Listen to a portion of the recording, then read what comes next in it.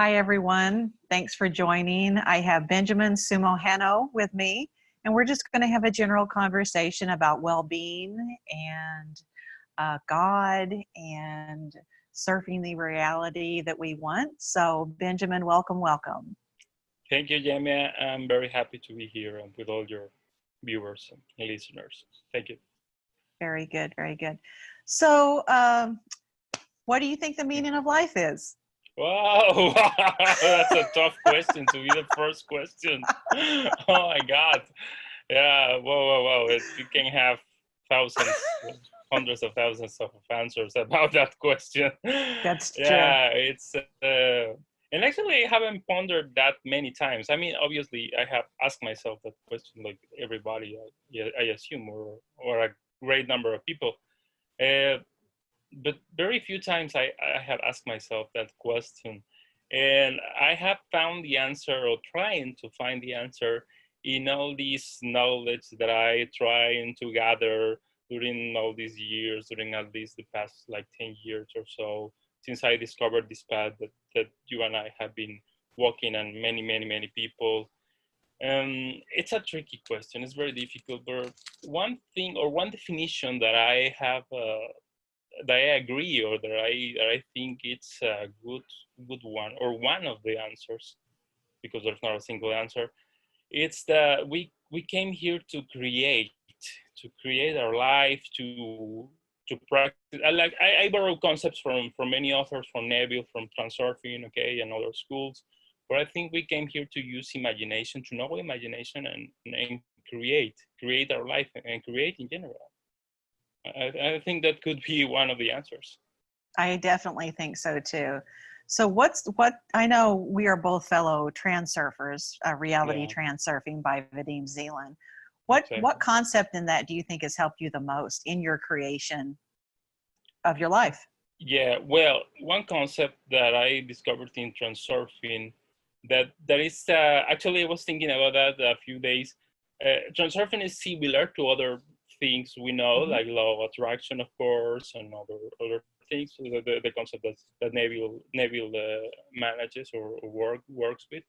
But I think transurfing, the thing that I see different in transurfing, or the biggest contribution that transurfing has done, is this concept about importance, about balancing forces, about pendulums. I think those three are the main ones that I haven't seen that in other materials. Maybe they took it, they have talked about it tangentially, or you can infer it, or you can have a deduction about that, or think about that, but like that openly and explicitly, I have only found it in transurfing, and it's a very interesting concept. Difficult to grasp at first, or you think that like it is something impossible to achieve, because controlling importance is something new. Because if we like something, or we love something, obviously we give it a lot of importance. And of course, if you are afraid of something, or if we hate something, like nowadays, like the internet can tell us, or can be a great arena to put that in practice. Obviously, we will give importance, and this balancing forces concepts is it's stressful at first, because you think you're always failing, that you're like these guys that they walk into a court or something with this balancing stick or something. You feel like that, no? Because you think that you will fail at any time, or you will give importance and maybe throw everything to hell. But those two or three concepts are very important. Of course, the concept about creating your reality, about choosing your lifetime, those are very similar to other schools. We can say that Right. we are familiar with that. We know maybe our different approaches, but these other three are very important, very a great contribution, and something I'm trying to practice every day. Yeah. Right. And you study Neville a lot, right? Yes, I study Neville a lot. I like Neville a lot. I think those 3 or 4 schools can coexist, and we can learn about some with different schools. My top 3, as I have told you before in other conversations, are, and in similar order, Transurfing, of course, Neville Goddard, and later we'll talk about Gerald O'Donnell. But yeah, I studied about Neville. Yes, I studied him a lot recently. Well, not recently, since many years, like 3 or 4 years, something like that. And yeah, it's marvelous. The concepts about imagination, about using imagination to create your life, like I've just said, is really really life changing. It's as everything in life, you can fall easily to read it a lot and enjoy it a lot, but not practice it. It Mm-hmm. happens with all of us. But yeah, Neville, it's I think it's a great master, was a great master, and that knowledge is something we should study and practice, of course. Yes, and then you said Gerald, right? Gerald He's O'Donnell, yes. yeah, Gerald O'Donnell, and that's Avari, right? The remote view. Or Barry, yes, Academy of Remote Yes. Viewing and Remote Influencing. See, those are my top three. Gerald is even more obscure in the fact or in the sense that not many people know him. I mean, not that he's obscure in his way, or I mean, he's open to everybody. You can Right. enter the site Arbari, yes, Academy of Remote Viewing and Remote Influencing. But the sense that, in the sense that not many people know about him, because he has this idea that this is a knowledge that you will find if you need it. That will come to you, or like that phrase that when the student is ready, the master appears, something like that. So he doesn't do much marketing. Usually, is by word of mouth that you know about him. I found it accidentally in the internet when I was searching for all this stuff, no LOA and all I that. think I did too. I think it was accident. Yeah, I don't even yeah, remember now how I came across yes, him. yes. Usually that happens. No, you're looking for something, or you have a problem, or you want to learn about manifestation, and you find in this case Gerald. No, and the curious thing is that many people will say, well, but Gerald is a remote viewing teacher. What would you use it for manifestation? And then, no, it's actually there are two branches, and the story is kind of curious because lately there have been some documentaries about the remote viewing team in the government in the United States in the 80s, Right. and of the 70s, the 80s, 70s, 80s, and part of the 90s. But you know, all of the stories that they did this project, that they could remote view and gather a lot of information for CIA and the military. But unfortunately, when the project was shut down, and other practitioners have told about that story, when the project was shut down, they were starting to explore in this other venue about remote influencing. Remote viewing, obviously, you see what is happening hundreds of kilometers or thousands or millions or even in the space. But remote viewing is a remote influencing, sorry, it's what we know as manifestation. It's just another name. It's not so much as remote influencing a person, although it can be done,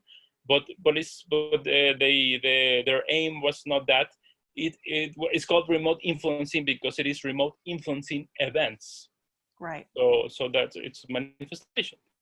And the project was shut down, and not many of these teachers are teaching that. I mean, some of these ex-members, each of them have their own courses. Major Dames is the most famous, Lynn Buchanan, Joseph McMonagle, I think I remember, are the most famous. There's a very good documentary actually on Amazon. It's called Third Eye Spies, and it's too in iTunes, and you can rent it or buy it. It's a very good one Right. with other members of the group, just for reference. But actually, the only one I have seen that teaches remote influencing along with remote viewing is Gerald O'Donnell. And it's a very powerful course. I highly recommend it. It's audio. I mean, you used to be CDs, now it's digital audio. But it said there are like 23 sessions, but each session is like an hour each one of them, as you know. But each session really transports you to another dimension. You have to live it. I never had an out of body experience. I still haven't had an out of body experience, Mm-hmm. but the most similar thing to that, or the most close thing to cross to another dimension, or to really transport your soul to other realm is that course. I highly recommend it. Yeah, it's an amazing topic. Have you ever heard of Michael Jaco? Michael Jacob? No, I haven't. He's No. ex-CIA, ex-Navy Oh. SEAL. He wrote the book Intuitive Warrior. Oh. And he just wrote his most recent book is The Awakening Warrior. And he talks about using the remote viewing and influencing. Oh, okay. And he has some really good courses too that are. Oh, but yeah. I'll check it. I'll check it. Yeah. I like his courses a lot too, because they're kind of short and straight to the point. And I really enjoy that. And like his meditations are like, I have a hard time with meditations that are like an hour. It's like, oh my gosh, attention span or whatever. But he has like right to the point, and it's really amazing. So you might want to check him out. Well, I'll check He's it. fantastic too. At the end of this session, I will go check it. Michael Jaco. Sure. Okay. Michael Jaco. Yes. Jaco. Oh, Jaco. Okay. Yeah, he has a YouTube channel too that's really good. Oh, I'll check it. I have something to do in the quarantine now. He dives in some pretty deep subjects, so put your seatbelt on. Oh, okay. Okay. Yeah, I'm used to it. It's a lot of fun. Yeah, he's a super good guy. Yeah. So, great. So Benjamin, what do you personally think? A lot of people that have a lot of apathy, they get kind of depressed, and where do you think that comes from?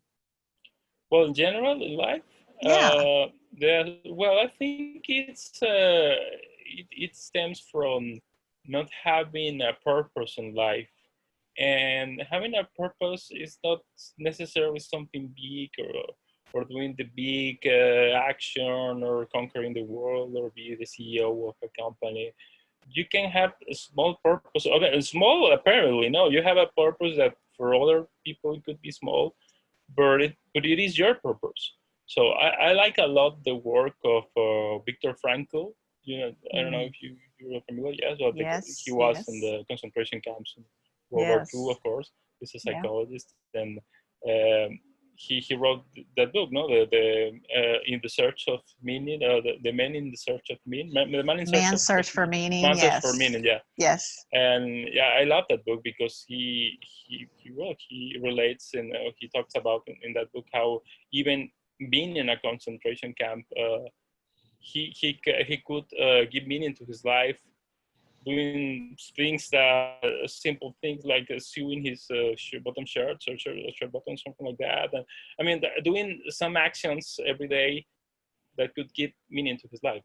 And he recommends really to anyone to find something, to have some labor, not necessarily in the sense of work, but it could be a hobby, it could be anything, but something that gives meaning to your life, doing something, putting once again your creativity to work. Or if you like numbers, or you like poetry, even in sports, it could be something, anything, but trying to give meaning to your life, doing something that you like, as long as it could be in addition to your everyday job. I think that's one of the reasons people have fall into this depression. How important do you think it is to have that total faith in God, your higher spirit, your higher consciousness? Do you think that you can go as far as you can in life without having that aspect of yourself open up? Well, you can. I mean, there are a lot of atheist people that I personally admire. I'm not an atheist, but I respect them. The late Christopher Hitchens, I liked him very much. And now Professor Richard Dawkins, and well, you say the Four Horsemen and Sam Harris, and there was another guy. No? They were people that were promoting atheism a lot, and I respect that. And they can have I put them as an example because they can have meaning, of they could give meaning to their lives even if they don't believe in any god, in any other dimension, in anything else. They think that when you die, and that's it. You transform into dust. That's one thing. But personally, yes, and I respect that. And just for clarifying that you can have meaning even if you don't believe in something greater. But in general, I would recommend, or I think that it's good to believe in something, and that the spiritual part, it's something inherent to human beings. That it's even in our DNA. Actually, there's a gene or something like, or something in our neurons that looks for that religious thing, or their spiritual thing. Mm-hmm. And it's easier to have meaning, or to give meaning to your life, having this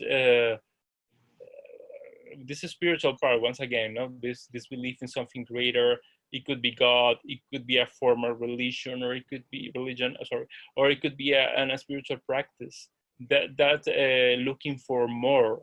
And you can find it on meditation, or in many practices that are out there. And thanks to the internet, we can find many other ones. Yes, I Do think you some think do you think though that when you do have an inspiration, or even somebody that isn't atheist, if they're living their purpose, don't you think the underlying energy to that is the one mind, the mind of God, to give them that inspiration, even though they might not feel connected to it? I mean, wouldn't you think that that would probably, I mean, because to me, the mind of God is all there is. I mean, we're all yes, connected. yes, It's for just me the too. one mind. Yes, yes. So it's, I've never really had a conversation with an atheist. I'm going to That try could to be a find good one one. and ask some That's questions, a good idea. because it's really fascinating to me, because I don't, I would be more fascinated on knowing where they think that inspiration comes from. Yeah, well, obviously, I haven't talked actually to an atheist. What I read about them is that they think that comes from nature, that they respect a lot of nature and our instincts, that are coming from evolution. And maybe they would say that there is something, but obviously we need to talk to one of them. But probably they will say that that instinct, or their spirit, comes from their programming, their DNA, or their nature, not necessarily from something greater. I think so. But let's see. Let's hear them, what they have to Very say. interesting. Yes. Yeah, we might have to do a special Yeah. interview and Yeah. do that. Could be Yeah. interesting. Yeah. So I understand that you have, it's in Spanish though, you have a great program that has to do with sleep. Let's tell us about that. Yes, and it could be helpful in these times. Yes, I have a podcast. Well, as you know, I'm from Mexico. I have a podcast in Spanish that helps people to, or try at least try to help people to sleep. And I took this idea, and this can help for, obviously, to all your English-speaking viewers. I took this idea from a podcast that I personally use when I cannot sleep. Usually, I think it's 50%. Sometimes I can sleep very well, and sometimes I cannot. And from the times that I cannot, I start listening to a podcast in English called "Sleep with Me" by Drew Ackerman. He goes by the name of Dearest Cooter. He said that he changed his name because when he started in 2013, when podcasting wasn't that big, he was afraid of making the ridicule, so to being ridiculized for trying to create a podcast that helps people to sleep. So he said, I would use another name, and I never put a photograph of me in any place. So if I fail, but no one knows, no. But fortunately for him, he didn't fail. He actually succeeded in a lot, and he created this podcast that now has millions of listeners and downloads. And recently, I started listening to another podcast, similar in some ways, different in another, that goes by the name Sleepy by Otis Gray. What's the difference with these two podcasts? In Sleep with Me, he's like a funny guy, not a comedian, but he talks during an hour, from about an hour, about everything and nothing. I mean, he picks a subject, but he rambles around. He goes around a topic. in a boring way on purpose. So usually we are afraid of being boring when we have a YouTube channel or anything, but he tries to be boring on purpose. The Sleep With Me guy, and Otis Gray, which has the podcast Sleepy, he reads books that are that they don't that their copyright is they are free, free to read, that they don't have a copyright now because there are classic books, classic book from history. So he has a deep voice, a very deep voice. So and he read those books in a very calm way, so he can help you to sleep. So those are two approaches, and I have a podcast. There are in its approach, it's more similar to Otis Gray because I read these books too. These not copyrighted books, great books of history, and I try to do the same. And apparently some people have liked it. I have so far 19 episodes, and I've been growing the listening of people. So if anyone here speaks Spanish and wants to hear something that may help them to sleep or to get calm, I mean, not necessarily sleeping. You can listen in at night, of course, but you can listen it in your lunch break, or now that we have a lot of time, you can listen to it in the afternoon, wherever you want. It's called Dulces Sueños, which means sweet dreams in English. Dulces Sueños, sweet dreams. It's in Spanish, and if not, you can check those two resources in English, Sleep With Me and Sleepy. There are other more. There are I counted 5 podcasts that try to help people to sleep, and all of them are good, and you can check them, and it could be a good resource. So, well, that's the podcast I have. That's wonderful, and I'll put the link down in the comments. I'll send you the link. Yes. Absolutely, yes, yeah.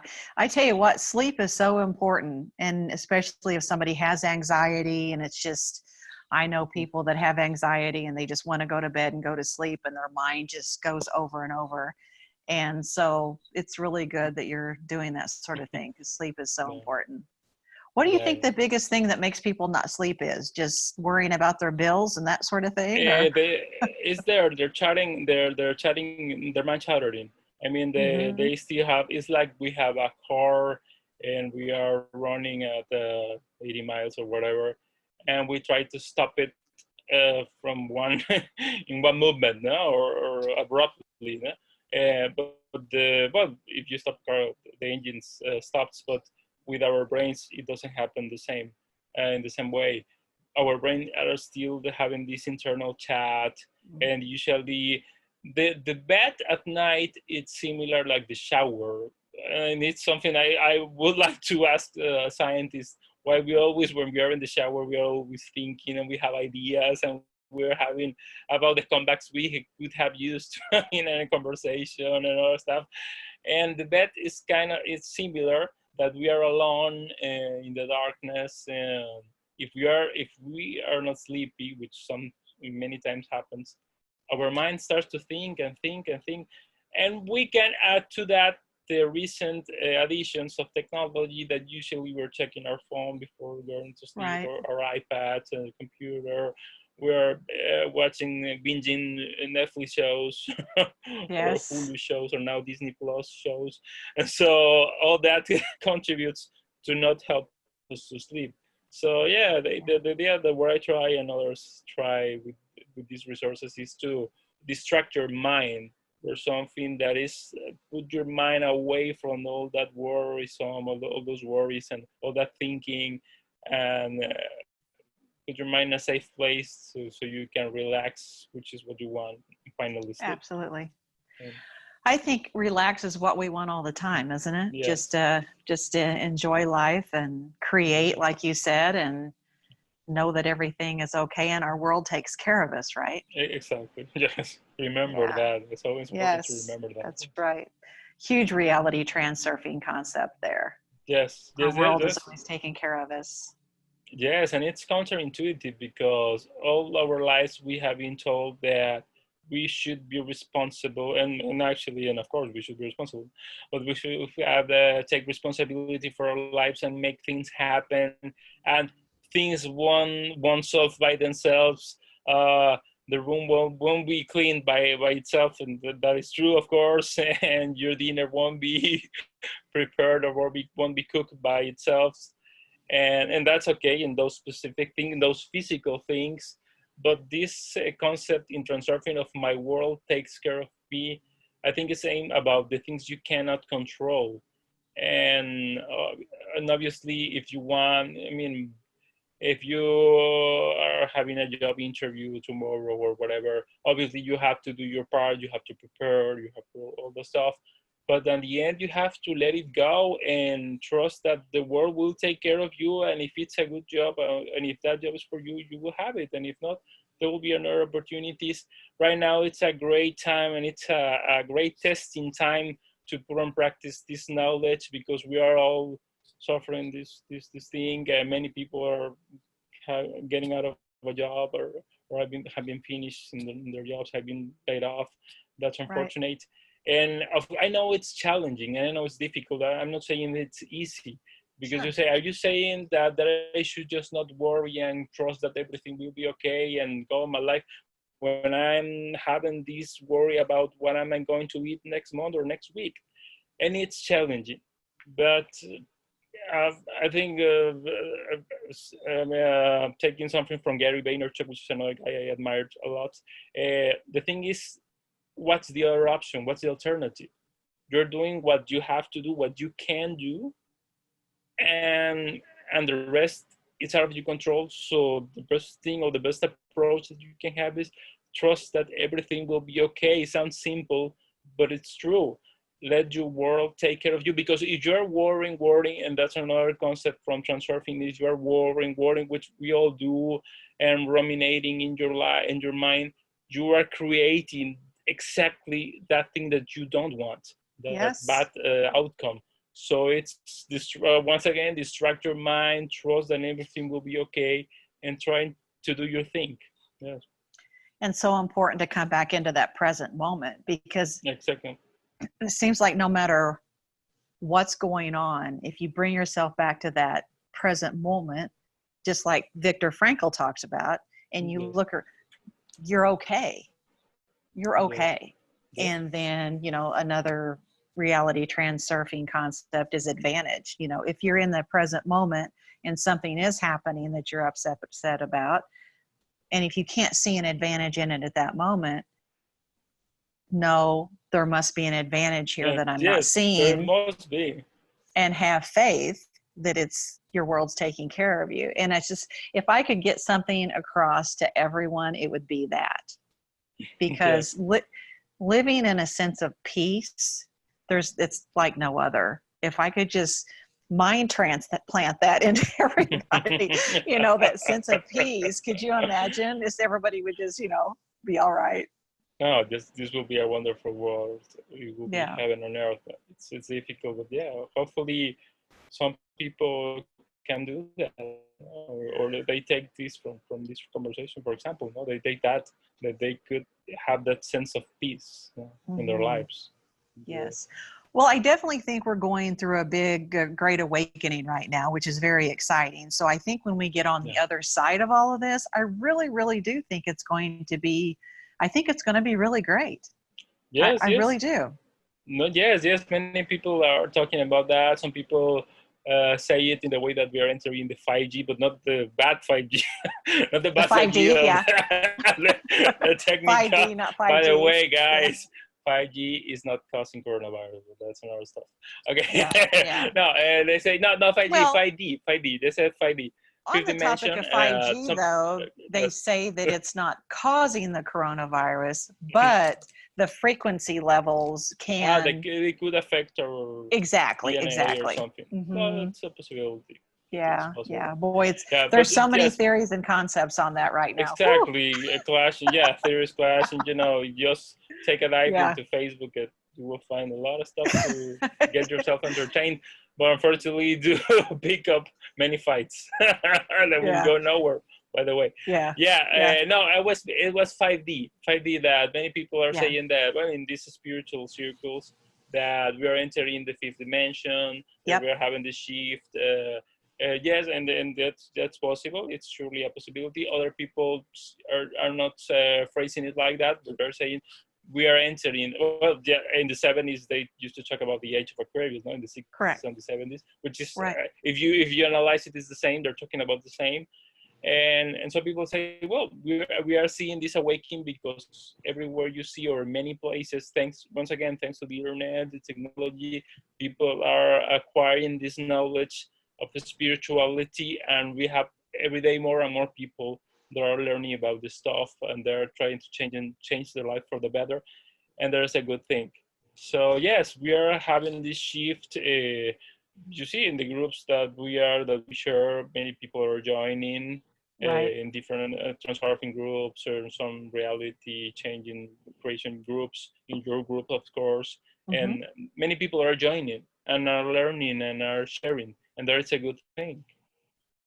It is. And it used to be when I would mention something spiritual or some offbeat concept, people would look at me like I was crazy. You know, my ex-husband told me I wore a tinfoil hat all the time. But now you mention something to somebody and they know what you're talking about. It's so cool. Yes. I love it. It's like, oh, Yes. you know about that? Oh, yeah, great. And then, you know, it's just, I've met some just general people at work, and it's like, oh yeah, and they'll mention something. I'm like, wow, you know about that? It's like you can really tell that there is a shift. There is a shift, and people Yes. are becoming aware, and they're waking up, and I think it's so exciting. I'm so excited about it. Yes, that's exciting. I think once again the media has helped, because not everything in the media is bad. No, we're used to know, the media, you know, and it's a very recent topic, though. And yeah, of course, no, we have good media, bad media, or even in the same media, good things and bad things. More, I prefer to say it like that, or to see it like that. But things like opera, for example, has helped a lot to many people to learn about these types of knowledge, because she's promoting a lot of these books. Actually, The Secret, what came to be The Secret because of opera, no? Because her show, no? And things like that, this kind of shows, of the kind of programs, or whatever. All these things are contributing to help people to be aware of this, and this is a good thing. And Yes, yeah, it's great. it's very exciting. Yeah, it's that duality and that pendulum. We got to stop the pendulum swing, right?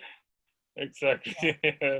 Well, Benjamin, it's been a pleasure, absolute pleasure talking to you, and I want to say thank you for your contributing to humanity with your sleep podcasts and everything. It's fabulous. I'm trying to do my part too and spread the word, and just having a good time with it. So it's been a pleasure to be here, Jamia. Thank you. Yeah, absolutely. Yeah. Is there anything I can do for you? No. I was just I will share you the link of my podcast.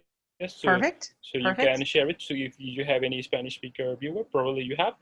And yes, we'll stay in touch, and we'll see you soon. Hopefully. Awesome. Thank you so much. Thank you. Thank you, Jamia. It's been a pleasure. Bye.